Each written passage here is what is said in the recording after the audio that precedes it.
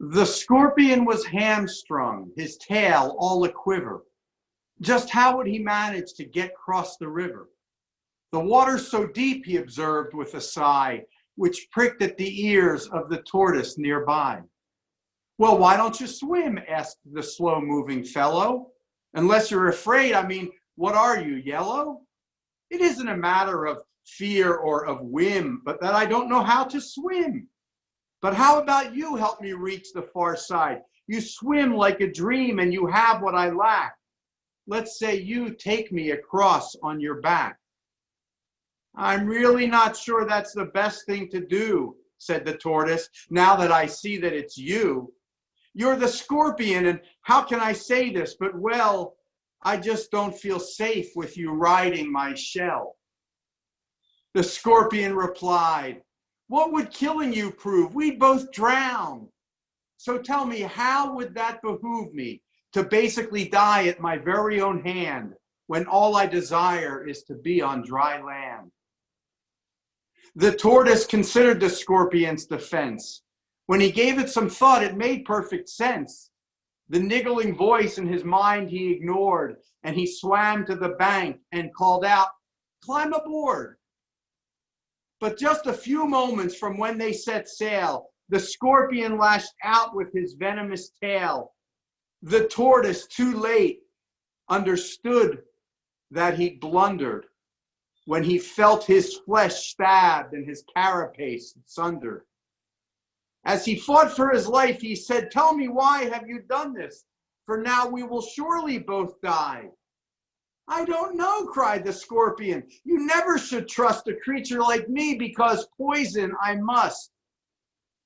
The tortoise expired with one final quiver, and then both of them sank, swallowed up by the river. So what can we learn from their watery ends? Is there some lesson on making amends? I think what it means is that central to living, a life that is good is a life that's forgiving.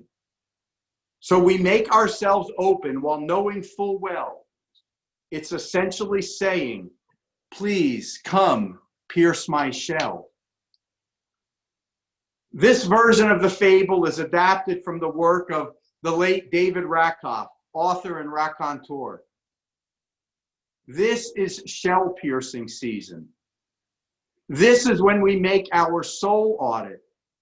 Most of the time, we hide our imperfections, faults, and flaws. We keep them closed up, covered in a protective shell, hidden from others and hidden from ourselves. But now with our cheshbon hanefesh, we pierce our own shell. The best thing that we can do before and throughout the Aseret Yemei Teshuvah, the 10 days of repentance, is to allow ourselves to be vulnerable. We are to make ourselves vulnerable in order that we can be honest with ourselves, to admit our missteps and mistakes. Our repentance, our teshuvah, depends on our making ourselves vulnerable, open, and revealed. Only when we stand unprotected and unsheltered from the truth, only when our soul and spirit is stripped of pretense and excuse, only when we are our truest, emotionally naked, honest selves, can we do the repentance that is required of us. Our repentance, our vulnerability, has a higher purpose. It is to see ourselves for who we truly are in our totality. Not one of us is free of fault. Not one of us is impervious to imperfection. Not one of us is safe from sin. Our faults, failings, and foibles, the moments when we fail, flop, and flounder, all of that is what makes us human. Pierce your shell. Allow yourself to be vulnerable. This is a demand that runs counter to our natural inclination. It is a human trait to seek safety. But it is precisely because of that instinct, that the high holy days insist that we reveal ourselves. That's what makes these days so important, so valuable, so uplifting, and ultimately so inspiring. So we make ourselves open while knowing full well it's essentially saying, please come pierce my shell. This is shell piercing season.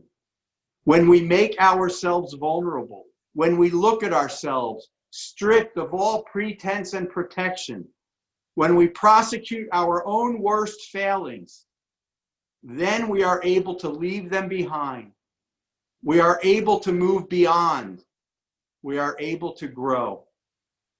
Then we are able to become who we are meant to be.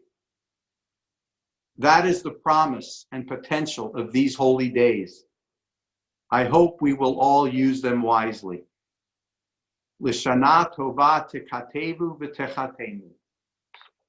Thank you. Rachamana de